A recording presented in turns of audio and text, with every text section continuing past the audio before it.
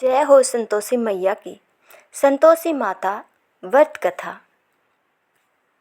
शुक्रवार के दिन माँ संतोषी का व्रत पूजन किया जाता है। इस पूजा के दौरान माता की आरती, पूजन तथा अंत में माता की कथा सुनी जाती है।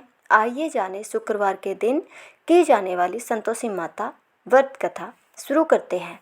एक बुढ़िया थी, उसके 7 बेटे थे। 6 कमाने वाले थे जबकि एक निकम्मा था। बुढ़िया 6 बेटों की रसोई बनाती, भोजन कराती और उनसे जो कुछ झूठन बचती वह 7वें को दे देती थी। एक दिन वह पत्नी से बोला, देखो मेरी माँ को मुझ पर कितना प्रेम है। वह बोली, क्यों नहीं, सबका झूठा जो तुमको खिलाती है। वह बोला, ऐसा नहीं हो सकता, मैं जब तक आंखों से न देख लूँ मान नहीं सकता। बहू हंसकर बोली, देख लोगे तब तो मानोगे। कुछ दिन बाद त्योहार आया। घर में 7 प्रकार के भोजन और चूरमे के लड्डू बने। वह जांचने को सिर दुखने का बहाना कर पतला वस्त्र सिर पर ओढ़े रसोई घर में जाकर सो गया। वह कपड़े में से सब देखता रहा। 6 भाई भोजन करने आए। उसने देखा माँ ने उनके लिए सुंदर आसन बिछा, नाना प्रकार की रसोई परोसी और आग्रह करके उन्हें जिमाया। वह देखता रहा। 6 भोजन करके उठे तब माँ ने उनकी झूठी थालियों में से लड्डुओं के टुकड़े उठाकर एक लड्डू बनाया। झूठन साफ कर बुढ़िया माँ ने उसे पुकारा, बेटा 6 भाई भोजन कर गए, अब तू ही बाकी है, उठ, तू कब खाएगा। वह कहने लगा, माँ मुझे भोजन नहीं करना, मैं परदेश जा रहा हूँ। माँ ने कहा, कल जाता हो तो आज ही चला जा। वह बोला, हाँ आज ही जा रहा हूँ। यह कहकर वह घर से निकल गया। चलते समय पत्नी की याद आ गई। वह गौशाले में कंडे उपले थाप रही थी। वहां जाकर बोला, हम जावे परदेश, आवेंगे कुछ काल, तुम रहियो संतोष से, धर्म अपनो पाल। वह बोली, जाओ पिया आनंद से, हमारा सोच हटाए, राम भरोसे हम रहे, ईश्वर तुम्हें छाए। 2 निशानी आपन देख धरू में धीर, सुधी मती हमारी बिसारियो, रखियो मन गंभीर। वह बोला, मेरे पास तो कुछ नहीं है, यह अंगूठी है, सो ले और अपनी कुछ निशानी मुझे दे। वह बोली, मेरे पास क्या है, यह गोबर भरा हाथ है। यह कहकर उसकी पीठ पर गोबर के हाथ की थाप मार दी। वह चल दिया। चलते चलते दूर देश पहुंचा। वहाँ एक साहूकार की दुकान थी। वहाँ जाकर कहने लगा, भाई मुझे नौकरी पर रख लो। साहूकार को ज़रूरत थी, बोला, रह जा। लड़के ने पूछा, तनख्वाह क्या दोगे। साहूकार ने कहा, काम देकर दाम मिलेंगे। साहूकार की नौकरी मिली। वह सुबह 7 बजे से 10 बजे तक नौकरी बजाने लगा। कुछ दिनों में दुकान का सारा लेन देन, हिसाब किताब, ग्राहकों को माल बेचना, सारा काम करने लगा। साहूकार के 7-8 नौकर थे, वे सब चक्कर खाने लगे। यह तो होशियार बन गया। सेठ ने भी काम देखा और 3 महीने में ही उसे आधे मुनाफे का हिस्सेदार बना लिया। वह कुछ वर्ष में ही नामी सेठ बन गया और मालिक सारा कारोबार उस पर छोड़कर चला गया। इधर उसकी पत्नी को सास ससुर दुख देने लगे। सारी गृहस्थी का काम करा के उसे लकड़ी लेने जंगल में भेजते। इस बीच घर के आटे से जो भूसी निकलती उसकी रोटी बनाकर रख दी जाती थी और फूटे नारियल की नारेली में पानी। एक दिन वह लकड़ी लेने जा रही थी। रास्ते में बहुत सी स्त्रियां संतोषी माता का व्रत करती दिखाई दी। वह वहाँ खड़ी होकर कथा सुनने लगी और पूछा, बहनों तुम किस देवता का व्रत करती हो और उसके करने से क्या फल मिलता है। यदि तुम इस व्रत का विधान मुझे समझा कर कहोगे तो मैं तुम्हारा बड़ा एहसान मानूंगी। तब उनमें से एक स्त्री बोली, सुनो, यह संतोषी माता का व्रत है। इसके करने से निर्धनता दरिद्रता का नाश होता है और जो कुछ मन में कामना हो सब संतोषी माता की कृपा से पूरी होती है। तब उसने उसे व्रत की विधि पूछी। वह भक्तनी स्त्री बोली, 1.25 आने का गुड़ चना लेना, इच्छा हो तो 5.25 आने का लेना, या 1.25 रुपये का भी सहूलियत के अनुसार लाना। बिना परेशानी और श्रद्धा व प्रेम से जितना भी बन पड़े सवाया लेना। प्रत्येक शुक्रवार को निराहार रहकर कथा सुनना, इसके बीच क्रम टूटे नहीं, लगातार नियम पालन करना। सुनने वाला कोई न मिले तो घी का दीपक जला उसके आगे या जल के पात्र को सामने रखकर कथा कहना। जब कार्य सिद्ध न हो नियम का पालन करना और कार्य सिद्ध हो जाने पर व्रत का उद्यापन करना। 3 मास में माता फल पूरा करती है। यदि किसी के ग्रह खोटे भी हों तो भी माता वर्ष भर में कार्य सिद्ध करती है। फल सिद्ध होने पर उद्यापन करना चाहिए, बीच में नहीं। उद्यापन में 2.5 सेर आटे का खाजा तथा इसी परिणाम से खीर तथा चने का साग करना। 8 लड़कों को भोजन कराना, जहाँ तक मिले देवर जेठ भाई बंधु के हो, न मिले तो रिश्तेदारों और पास पड़ोसियों को बुलाना, उन्हें भोजन करा यथाशक्ति दक्षिणा दे, माता का नियम पूरा करना। उस दिन घर में खटाई न खाना, यह सुन बुढ़िया के लड़के की बहू चल दी। रास्ते में लकड़ी के बोझ को बेच दिया और उन पैसों से गुड़ चना ले माता के व्रत की तैयारी कर आगे चली और सामने मंदिर देखकर पूछने लगी, यह मंदिर किसका है?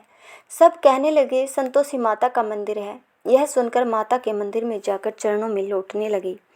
दिन हो विनती करने लगी, माँ मैं निपटक ज्ञानी हूँ, व्रत के कुछ भी नियम नहीं जानती, मैं दुखी हूँ, हे माता जगत जननी मेरा दुख दूर कर, मैं तेरी शरण में हूँ। माता को दया आई। एक शुक्रवार बीता कि दूसरे को उसके पति का पत्र आया और तीसरे शुक्रवार को उसका भेजा हुआ पैसा वहां आ पहुंचा। यह देख जेठ जिठानी मुंह सिकोड़ने लगे, लड़के ताने देने लगे, काकी के पास पत्थर आने लगे, रुपया आने लगा, अब तो काकी की खातिर बढ़ेगी। बेचारे सरलता से कहती है, भैया कागज आवे रुपया आवे, हम सब के लिए अच्छा है। ऐसा कहकर आंखों में आंसू भरकर संतोषी माता के मंदिर में या मातेश्वरी के चरणों में गिरकर रोने लगी। माँ मैंने तुमसे पैसा कम मांगा है, मुझे पैसे से क्या काम है, मुझे तो अपने सुहाग से काम है, मैं तो अपने स्वामी के दर्शन मांगती हूँ। तब माता ने प्रसन्न होकर कहा, जा बेटी तेरा स्वामी आएगा। यह सुनकर खुशी से बावली होकर घर में जा काम करने लगी। अब संतोषी माँ विचार करने लगी, इस भोली पुत्री को मैंने कह तो दिया है कि तेरा पति आएगा, लेकिन कैसे? वह तो इसे सौपन में भी कभी याद नहीं करता, उसे याद दिलाने को मुझे ही जाना पड़ेगा। इस तरह माताजी उस बुढ़िया के बेटे के पास जा सौपन में प्रकट हो कहने लगी, साहूकार के बेटे सो रहा है या जागता है? वह कहने लगा, माता सोता भी नहीं जागता भी नहीं हूँ, कहो क्या आ गया है? माँ कहने लगी, तेरे घर बार कुछ है कि नहीं? वह बोला, मेरे पास सब कुछ है, माँ बाप है, बहू है, क्या कमी है? माँ बोली, भोले पुत्र तेरी बहू घोर कष्ट उठा रही है, तेरे माँ बाप उसे परेशानी दे रहे हैं, वह तेरे लिए तरस रही है, तो उसकी सूध ले। वह बोला, हाँ माता जी यह तो मालूम है, परंतु जाऊं तो कैसे? परदेश की बात है, लेन देन का कोई हिसाब किताब नहीं है, जाने का रास्ता नज़र ही नहीं आता, कैसे चला जाऊं? माँ कहने लगी, मेरी बात मान, सवेरे नहा धोकर संतोषी माता का नाम ले, घी का दीपक जला, दंडवत कर दुकान पर जा बैठ, देखते देखते सारा लेन देन चुक जाएगा, जमा का माल बिक जाएगा, सांझ होते होते धन का भारी ढेर लग जाएगा। अब बूढ़े की बात मानकर वह नहा धोकर संतोषी माता को दंडवत घी का दीपक जला दुकान पर जा बैठा। थोड़ी देर में देने वाले रुपया लाने लगे, लेने वाले हिसाब लेने लगे। कोठे में भरे सामान के खरीदार नगद दाम में सौदा करने लगे। शाम तक धन का भारी ढेर लग गया। मन में माता का नाम ले चमत्कार देख प्रसन्न हो घर ले जाने के वास्ते गहना कपड़ा सामान खरीदने लगा। यहाँ काम से निपट तुरंत घर को रवाना हुआ। उधर उसकी पत्नी जंगल में लकड़ी लेने जाती है। लौटते वक्त माता जी के मंदिर में विश्राम करती है। वह तो उसके प्रतिदिन रुकने का जो स्थान ठहरा, धूल उठती देख वह माता से पूछती है, हे माता यह धूल कैसे उड़ रही है? माता कहती है, पुत्री तेरा पति आ रहा है, अब तू ऐसा कर, लकड़ियों के 3 बोझ बना ले, एक नदी के किनारे रख और दूसरा मेरे मंदिर पर व तीसरा अपने सर पर। तेरे पति को लकड़ियों का गट्ठर देख मोह पैदा होगा, वह यहाँ रुकेगा, नाश्ता पानी खाकर माँ से मिलने जाएगा। तब तू लकड़ियों का बोझ उठाकर जाना और चौक में गट्ठर डालकर जोर से 3 आवाज़ लगाना, लो सासू जी लकड़ियों का गट्ठर लो, भूसी की रोटी दो, नारियल के खेपड़े में पानी दो, आज मेहमान कौन आया है। माता जी से बहुत अच्छा कहकर वह प्रसन्न मन से लकड़ियों के 3 गट्ठर बनाई, एक नदी के किनारे पर और एक माता जी के मंदिर पर रखा।